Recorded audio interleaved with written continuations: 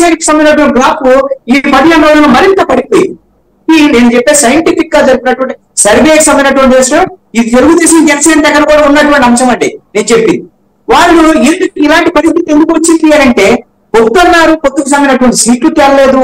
ఆ సీట్లకు సంబంధించినటువంటి విషయంలో ఇప్పుడు ప్రతి నియోజకవర్గంలో ఘర్షణలు ఉన్నటువంటి పరిస్థితి. ఏ జిల్లా తీసుకుంటాం, ఇక్కడ ఈ జిల్లాలో ఘర్షణ లేదు అని ఉమ్మడి 13 జిల్లాలు ఎక్కడ చెప్పాలంటే తెలుగుదేశం జనసేన వాళ్ళని, బీజేపీ వాళ్ళని ఢిల్లీలో కూర్చొని తిరుగుబొట్లు వేసి కూర్చున్నటువంటి పరిస్థితి. ఇంకేం చేయాలో అర్థం లేనటువంటి కోలుకోనటువంటి పరిస్థితిలో చంద్రబాబు నాయుడు ఉన్నాడు. పవన్ కళ్యాణ్ మాట్లాడినటువంటి మాటలన్నీ కూడా తెలుగుదేశం పార్టీ గాలి తీసేటువంటి విధంగా ఉన్నాయి. పరిస్థితి ఏం మాట్లాడతారు, అసలు తెలుగుదేశంతో పొత్తంటేనే బీజేపీ వాళ్ళు నన్ను పెడుతున్నారు, చివాట్లు పెడుతున్నారు అని పవన్ కళ్యాణ్ మాట్లాడాడంటే ఇంతకన్నా ఇంకా పరుగు పోయేటువంటి అవకాశం ఉందా తెలుగుదేశం పార్టీకి? బీజేపీ వాళ్ళకి ఇష్టం లేదు తెలుగుదేశం పొత్తు, ఏదో నేను బతలాడుతుంటే బామాడుతుంటే వాళ్ళు అంగీకరిస్తున్నారు, అయినా నన్ను పెడుతున్నారు అని అంటే తెలుగుదేశానికి ఎంతకన్నా అవమానం ఎవరు చెప్పండి. ఇప్పుడు ఉన్నటువంటి పరిస్థితులు నేను అనుకుంటున్నాను అసలు విఫలమైన అంతా కూడా ఈ మొత్తం పొత్తుకు సంబంధించినటువంటి విషయంలో ఒక క్లారిటీ వచ్చేదానికి అవకాశం లేదు. ఈ సబ్జెక్ట్ టు కండిషన్ ఈ తిరుపతిరావు గారు చెప్పినట్టే ఆ ఢిల్లీ నుంచి కూడా ఈ పొత్తుకు సంబంధించిన అంశం తేల్చకుండా నాచేటువంటి ధోరణిలో వెళ్తున్నారు. ఎందుకు?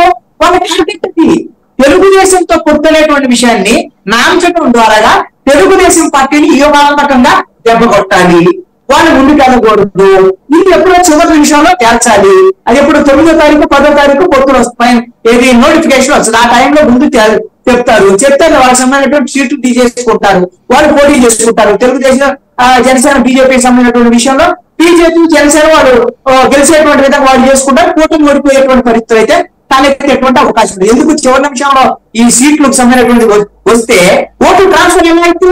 ఈ విధంగా కొట్లాట్లు, తమిళనాడులో సిగపట్లు జరుగుతుంటే ఎక్కువ ఓటు ట్రాన్స్ఫర్ అయింది. తెలుగుదేశం జనసేనకే కాదు, బీజేపీ అంటేనేమో అసలు తెలుగుదేశం క్యాడర్ పట్టడం లేదు.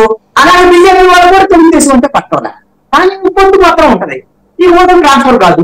దీన్ని బట్టి చూస్తే ఈ ఎన్నికలో ప్రతిపక్ష పార్టీలకి ఒక దిశ లేనటువంటి ప్రయాణం లాగా తెలుగుదేశం జనసేనకు సంబంధించినటువంటి దీంట్లో అత్యధికంగా మేలు పొందేటువంటిది మాత్రం బీజేపీ.